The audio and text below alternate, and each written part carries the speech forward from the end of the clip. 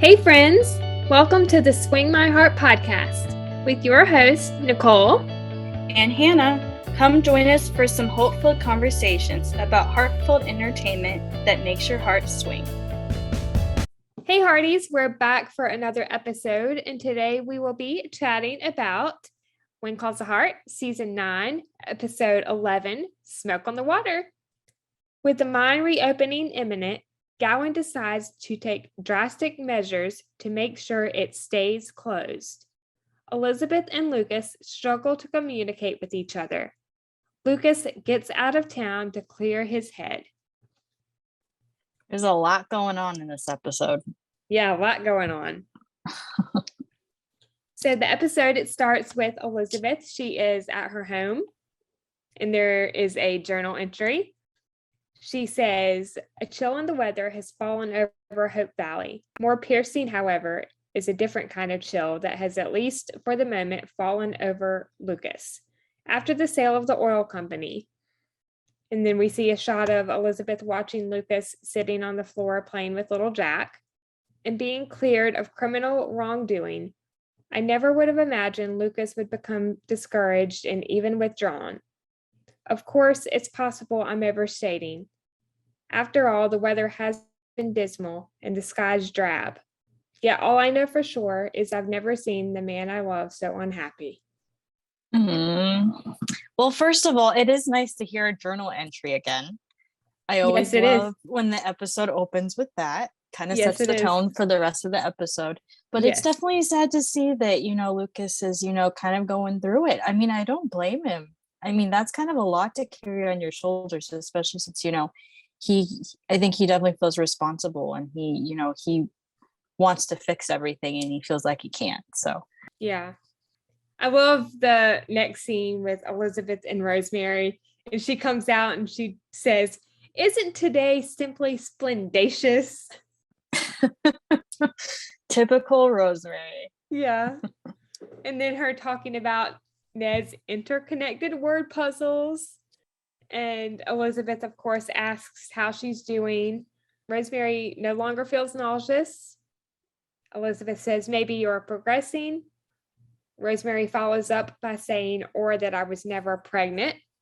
Then she goes on to tell Elizabeth how long she's hoped for a child, and when it was clear it was never going to happen, she and Lee learned to accept and appreciate the life that they have. I really feel for them there. I mean, I definitely think like putting things into perspective and just getting to that point where you're content, despite your circumstances, despite not getting what you wanted. I think that shows a lot of growth between the two of them, that they were able to get to this point. And I think it's often when we get to those points that it actually does happen. Yeah. So I think they're definitely at the right point here at the right time. Yes, I agree. Ned and Florence outside the Mercantile. They're walking up the Mercantile steps, and Florence says, I'm sorry if I kept you awake. Ned says, oh, Florence, when you are upset like that, please wake me at the very least. You know I'm a good listener, all right? Poor Florence. Oh, she's, her past is coming back to haunt her. And I really feel for her, and poor Ned, like he probably just feels like he doesn't know what to do and he wants to help.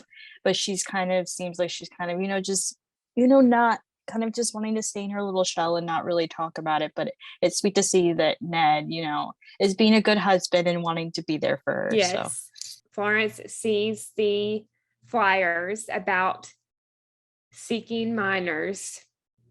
No, that just flashed me back to season 1. Ned saying, Florence, the mine is not open yet, and we will do whatever we can to prevent it. Then Florence runs into Lucas as she's tearing down the signs, and she says, you could have stopped them from opening the mine. This isn't just Henry's fault. Oh, poor Lucas. I know. I mean, I get it. I totally get where Florence is coming from, but at the same time, that is not what Lucas needed to hear right now.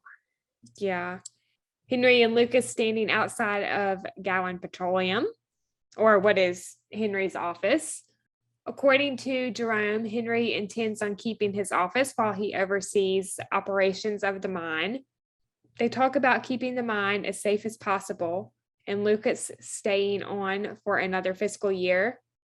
Then Henry says something, I don't have his line written down, but Lucas responds to that by saying, you think my concern is extracting myself from the company? Henry says, maybe I'm just envious. Then the sign falls down. I said, good save, Lucas. I know, right? He was there he was on it. Like he was like, nope. He like pushed him right out of the way just in the nick of time. I was like, wow, okay, good for you, Lucas. Yeah. Although Henry's line, he said, you may not have been doing me any favors by pulling me out of the way, but thank you. I know, poor Henry. Oh, I really feel for the guy. I mean, he's, me too. Man. Nathan and Faith in the pharmacy. He's looking for May. And I love Nathan's line when he says, I've always been told my jokes are a little corny. That's what Allie says anyways. And Faith thought the joke was very clever. And this joke was something about Faith going over to get something, a bottle of some kind of medicine. And she says the name of it, I think. And what does Nathan say? I honestly can't remember, but I think it was definitely a funny moment. And it was nice to see somebody laugh at his jokes. I mean, we know why she was laughing at his jokes now. Yeah. But it was nice to see somebody laughing because, Nathan is funny. And I don't think people appreciate that part of him enough. Yeah. So. Lucas and Elizabeth in the saloon. He's showing her the dart on the wall that Tom Travoy threw up there on his way out the door after he signed the deed to the saloon over to him. I loved hearing Tom's name again after all these years. Yeah, that was a really cool little nugget that the writers put in there. Like we haven't heard like anything about him since the saloon sold. So I thought that was really cool to like have that tie into season 6 and how, the dart is still there. So I like that. It's cool. Elizabeth asks again if he'd like to discuss what's been bothering him lately. He doesn't think he'll be able to explain it better than he has already tried. Elizabeth says, but whatever you need, and maybe that's not talking to me. Maybe it's not talking at all. And then he goes on to invite her for a horseback ride, but then changes his mind when he remembers the salon day with Rosemary. And he says that they can go horseback riding another time. But he decides to go by himself. That was kind of a sweet little moment just to see like how he was willing, to put what he wanted aside. Yeah. Let, Elizabeth continue on with her plans. And I was kind of nice to see that Lucas was still going to go for a ride, even though Elizabeth wasn't going to go with him. Yeah. That was kind of cool. Yeah, I agree. I thought it was cute how she was pulling on the lapels of his jacket. And then, of course, they share a kiss. Of course. Florence and Ned outside the pharmacy. What I really loved about this scene was Florence's line, I miss you. And then Ned saying, whether it is across the street or around the world, I miss you too. Ned, he's so romantic. I love these sweet little moments between them. And it's like, we never saw this side of him until he married Florence. And it's so sweet to see. Yeah. And I'm just like, oh man, melt my heart. Flo-Yo is everything we didn't know we needed. Oh yeah, definitely. I said this when I was watching last season, but I've always knew that they were meant to be together. I just saw those little things, those little moments here and there throughout the seasons that never turned into anything. So I'm so happy to see that they're finally married and that they're happy and they're just so sweet together. Yes. Hardies who are also postables, 5 points if you get that reference. Minnie and Angela are back home. Yay. Yeah, it was nice to see them come home because like we haven't seen them in a little bit. So I definitely at first when I saw them come home, I was like, wow, they were gone for a little bit. Yeah. They were a couple of episodes, 2 or 3, I think. Yeah, I think 2 maybe. Yeah. Yeah, something like that. Allie and Robert outside the mercantile. Her calling okay Robert Wolfie, that was so cute. Okay. I'm like, okay, girl, I see you. I know, that was so cute. I loved it. She's like, what's up, Wolfie? I was like, okay, this is new. When did this start? When did this happen? I don't know, but it's cute. It is cute. I also loved how he was teasing her, and he says, you lost your passenger.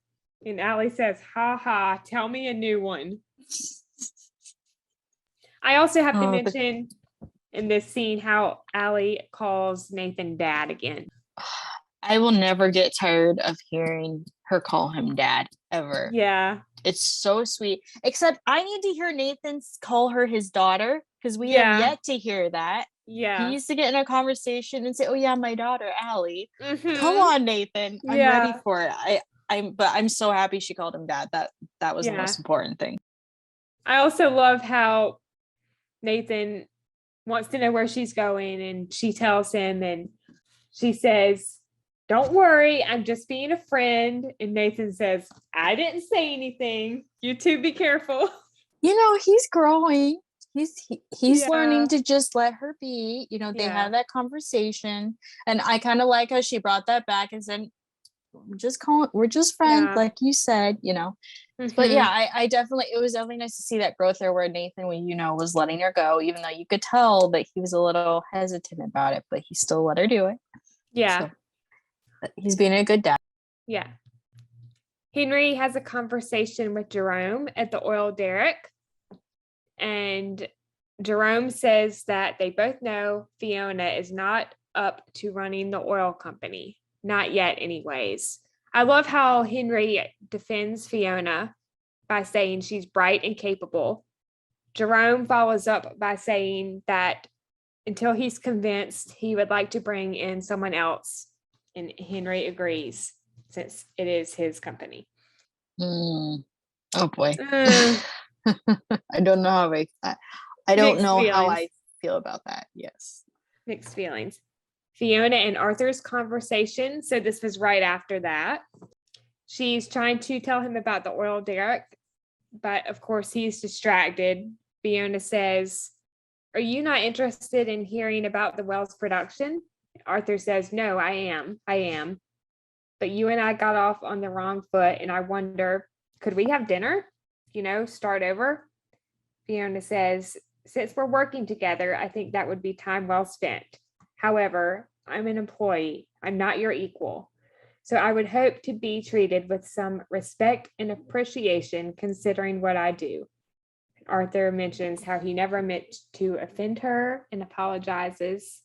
Then Fiona goes on to say, you and the other investors are sure determined to reopen the mine. I mean, good for Fiona. Like, she's standing up for herself, obviously, what he was doing was not appropriate in this situation. I mean, and they just met, so it's like, okay. Yeah. But yeah, no, I definitely appreciated Fiona for sticking up for herself, like Nathan told her to do. Yeah. I think she handled that situation well, I would say. She did. This next scene with Elizabeth and Rosemary at the salon, when Rosemary is saying how she's making too much of everything with Lucas, and Elizabeth responds by saying, I do not believe I am making too much of this. Of course she would say that. She doesn't want to give herself away. Yeah. And then Rosemary says something about, spending the day for herself and relaxing. And Elizabeth says, I don't want to relax and I don't want to focus on myself. Okay, Elizabeth, I think, Rosemary has a point here. Yeah. I think, she needs to calm down a little bit. I mean, understandably so. I understand why, she's feeling this way. And like we said before, I definitely appreciate the fact that, Elizabeth doesn't want to, have the focus be on herself. But I think, she needs to relax a little bit. Yeah, I agree. Elizabeth goes on to say what she's been worried about and how she thought that Lucas was going to propose. And I love Rosemary's support of Elizabeth in this scene. I thought it was really sweet.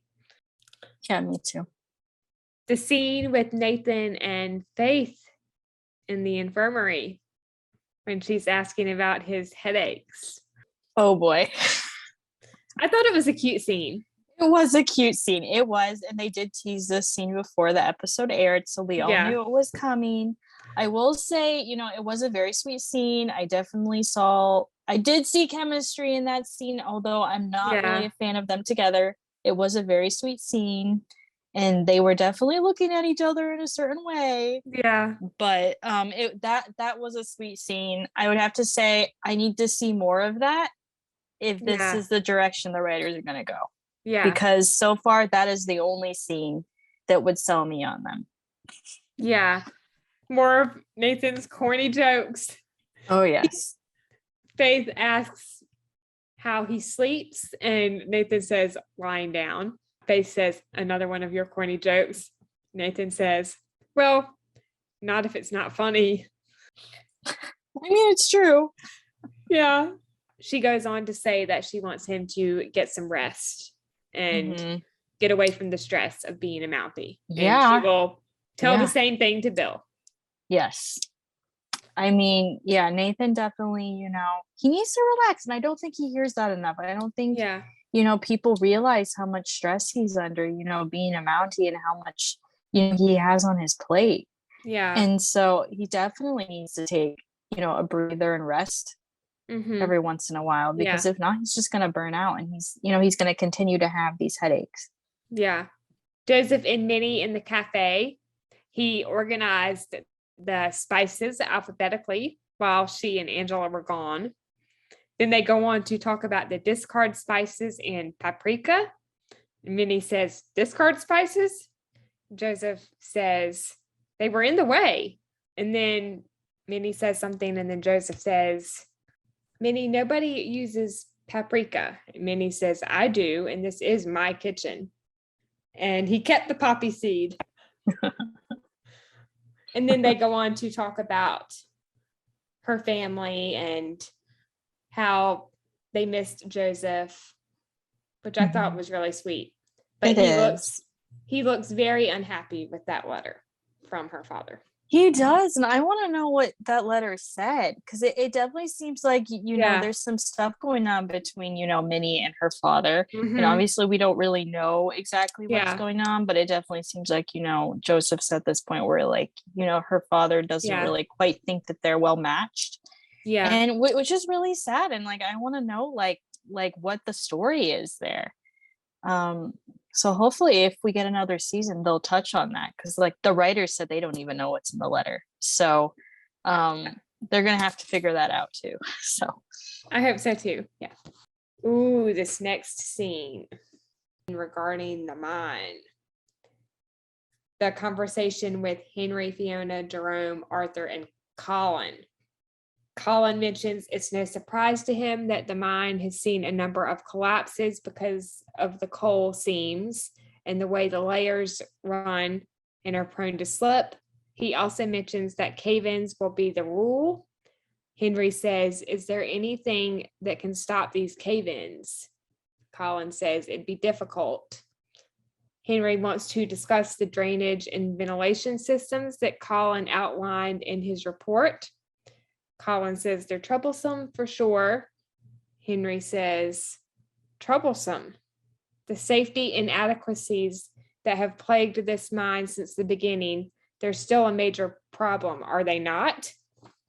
Then Jerome goes on to say he believes that after they went over Colin's map, which he thinks is a good one, he gave him a call to ask him some questions. Then we get the line that we hear in the promo from the previous week from Henry. How much did he pay you? And Jerome says, we can make this mine safe. Henry says after that, you said that you could not make this mine safe. How much did he pay you in exchange for the lives that will be lost here? And he throws the papers off the car. Martin Cummins in this scene. No, in these next two episodes. What? Whoa. So Martin good. Cummins. That's all I have to say. So good. So good. I can't. Props to him. All the applause. He is a phenomenal actor. He is. He really is. He gets in his car and he drives off after that. I mean, I would too. As he's saying, no more talking. Yeah. Yeah. I would. He's furious and I would be too. Yeah. This was a really brief scene with Lucas in his office with Henry, but he brings up the fact that they never finalized their deal and decides to give him something extra. Henry doesn't want it, but Lucas tells him he's earned it. He has, and I appreciated the fact that, Lucas, is trying to, help him in that sense, and he realizes that, Henry does deserve it. He has earned it. Mm-hmm. And it definitely breaks my heart though that Gowan's just he just does not want anything. He doesn't want any praise. He doesn't want anything for this because it's really weighing on him. He knows that he's kind of responsible for this whole situation, even though that's not something that he would even consider doing now or get into now. Yeah. What did you think about the scene with Fiona and Arthur in the saloon when he tells her that he had no idea Jerome contacted Mr. McCory and she believes him? Then he goes on to ask if she'd reconsider having a business dinner with him, which she accepts. And then he pulls out her chair for her. I don't know. I mean, it's not that I don't believe him. It's just, I kind of feel like, I don't know. I just kind of feel like, I feel like he would have known a little bit of what was going on. And at the same time, I also think, he's still trying to, kind of capture Fiona's attention a little bit, even though he's disguising it as a business dinner. Yeah. I don't think he's a bad guy. I just think he's misdirected a little bit. And I think, he needs to, kind of be brought back to just realize, like Fiona said, he needs to be put in line just a little bit in that regard. But yeah, I definitely think, he probably wasn't aware of what was going on, but at the same time, I feel like maybe he could have been just a little bit more on top of, where things were at. Yeah, I agree. Can we talk about that scene with Rosemary and Elizabeth in the saloon with the matching outfits and then Lee and Lucas's reaction? Oh my goodness. First of all, flashback to season 1 where Elizabeth said that she would never wear red again. But I love that though, because it shows how far they've come. Like the point in season 1 where she did not like Rosemary to the degree that she said she would never wear red again. And now to see her wearing red, it basically, twinning with Rosemary was just so cute. And I have to say, Erin looked stunning. She did. Honestly, I think that was the best look I've ever seen on her. Yeah. And like Pascal her hair and just like everything. Yes, Pascal too. But I just like Erin never hardly ever wears red. So it was really it was really nice to see her in that. Elizabeth never wears red. I loved their matching pose. That was so cute. Cute and very cheesy at the same time. But yes, it was very cute. I love that. I'm sure Erin and Pascal had such fun with that scene. And you could see from all the behind the scenes they've shared that scene. Yeah. Henry's conversation with Colin McCory at the oil derrick. This scene really got me. Made me tear up a little bit. He's sitting by the fire and looking at the photo of himself and Christopher. Colin walks up and Henry says something about being surprised, I think, about Colin coming. And then he says, but you being bought off by Smith, I should have seen that coming. Colin says it was too much to turn down. Henry says every man has his price. Colin follows up by saying, I've got no life ahead of me, Henry. My breathing will get worse until I suffocate. At least this way, maybe I can die with some kind of comfort. And don't say I don't know what you're going through. I was a foreman once, and you weren't there at Blantyre when 218 of my own men were killed. Henry says, is this how you honor them and the men that died here? Colin says, look, when I came here years ago, you cared little about the miners you sent down when it was black as pitch and there was hardly air enough to fill a man's lungs. Or have you forgotten that? Henry says, I haven't forgotten. Yeah, it's such a somber scene. And I have to say that the director did a fantastic job with the lighting in this scene with the fire and just, it just really set the tone of like the whole scene. And honestly, I have to say, I kind of, when I watched it, I missed some of that dialogue. So I'm glad that you just, reiterated that here, because I actually missed a lot of that because I think I was so focused on just like the scene and like, how dramatic and, kind of somber it was. So yeah, definitely. It's definitely it pulls out the heartstrings for sure. Yeah. And Colin has a Scottish accent, which I loved. Mm-hmm. Yeah. Florence practicing her ballet and then trying to stand on her toes. That looks like it would have hurt. I mean, I felt for her because I used to wear point shoes. I used to do point when I was younger.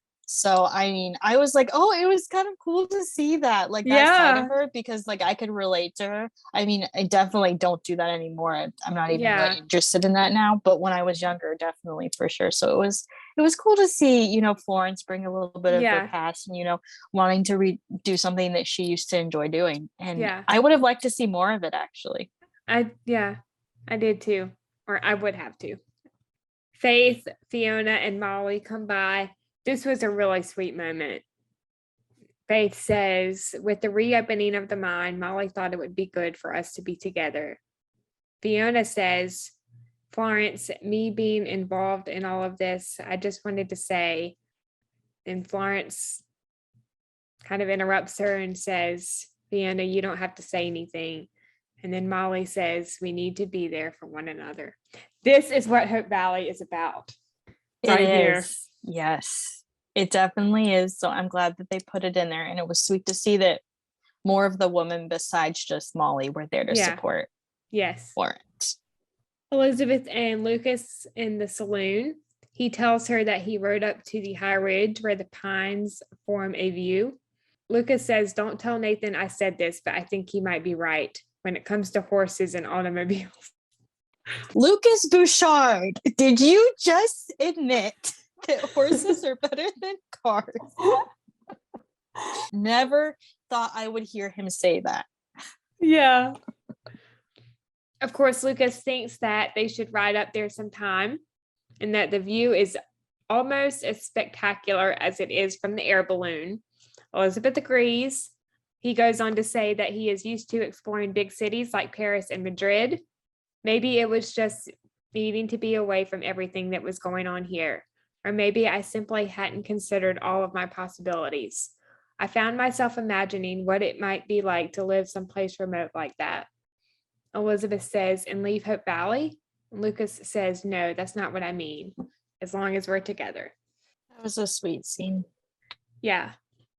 Just really briefly, Florence and Molly in the mercantile. Florence is talking about how her arches are still cramping from practicing her ballet. Oh, yeah, I feel that. I remember those days. Yeah.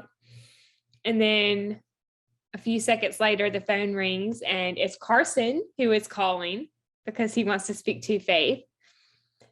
And then Molly hangs up the phone and Florence wants to know who it is. And Molly says, Bill Avery. I mean, Carson Shepherd. We all know who you're thinking about there, girl. Oh, poor Molly. Yeah. Lucas in his office with Elizabeth, or the I love you scene, which I thought was really sweet, in my opinion. Mm-hmm. It was a sweet scene, but definitely a little surprising. Like, I was kind of surprised that the writers did it in this way.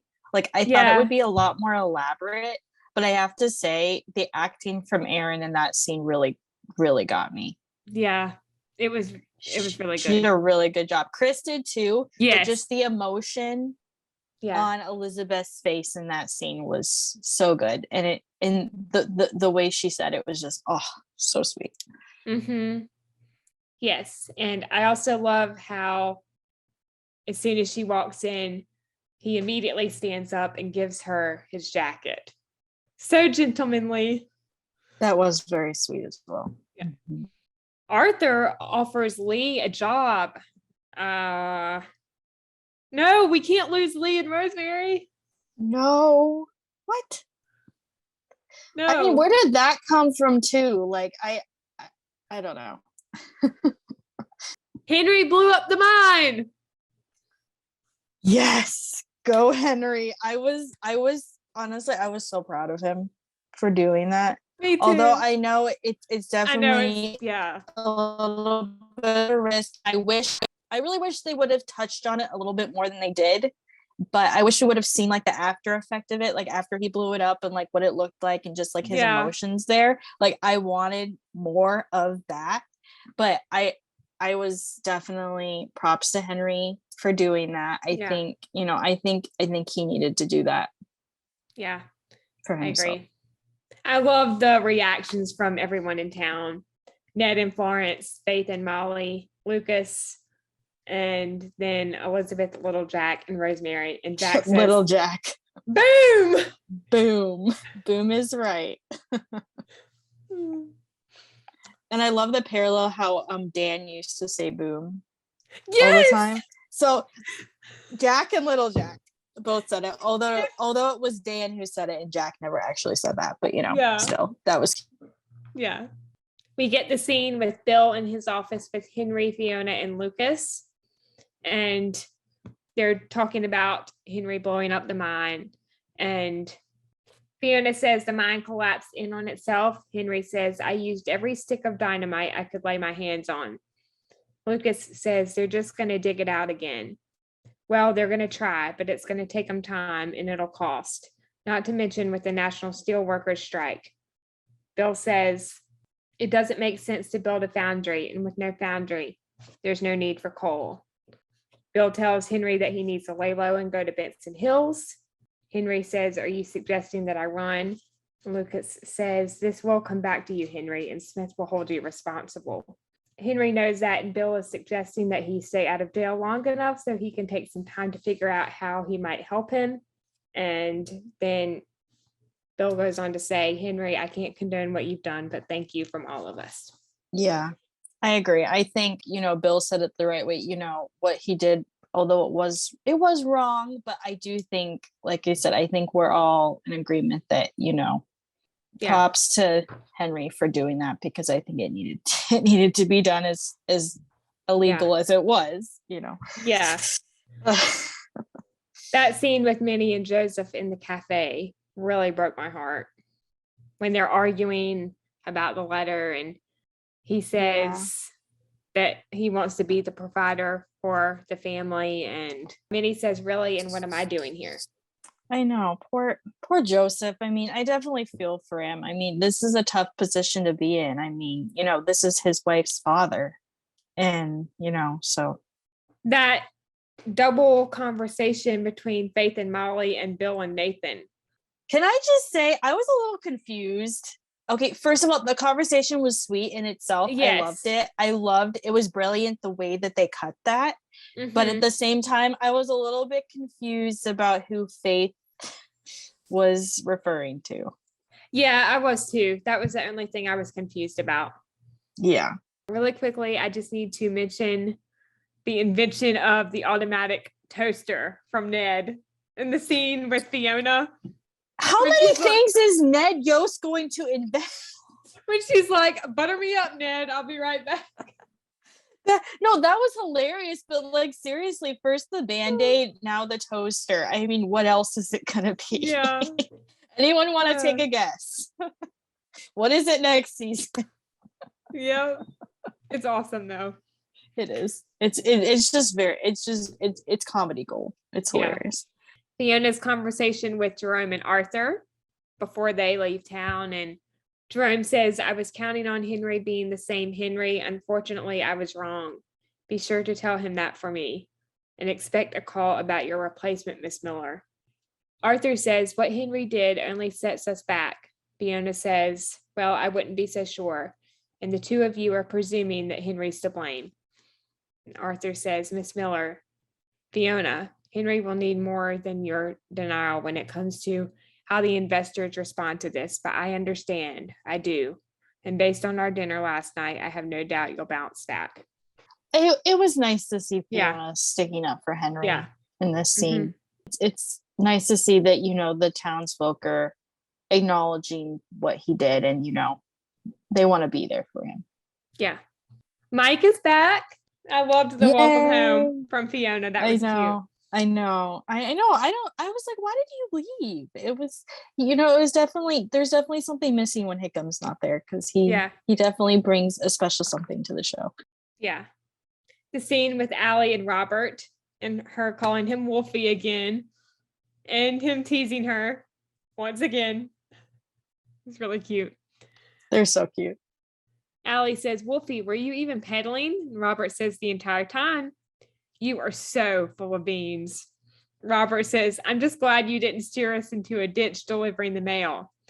Yeah. So Wolfie, same time tomorrow? I want to hear Robert come up with a nickname for her. Me too. I don't know what that would be, but it would be adorable. Yeah. We end the episode with Elizabeth in Lucas's office, and of course, she's looking for him, but as we can see, he's not there. Gustav comes in behind her and tells her that he didn't say when he'd be back. He left town, and he doesn't even know where he went. And then she finds the note. Mm-hmm. I wrote, can I just say, I know, I was just gonna say that. Like, can I just say, like, why didn't we get to see her open it? I mean, and we'll find out next episode too that she never even opens the letter. Yeah. And I'm like, girl, how could you do that? I mean, even if you know what it says, wouldn't you still want to know what he said? Like, yeah, same. Yeah. I think that wraps up episode 11. What a jam-packed episode that was. I know. It definitely blew my mind. Yeah. Pun intended. Ha! Yes. All right, Hearties. I think that wraps up our recap of Season 9, Episode 11, Smoke on the Water. We hope you enjoyed listening. Thank you so much, and we will see you soon for our recap of Season 9, Episode 12, Rock-a-Bye Baby. Love y'all. Bye. Bye, Hearties.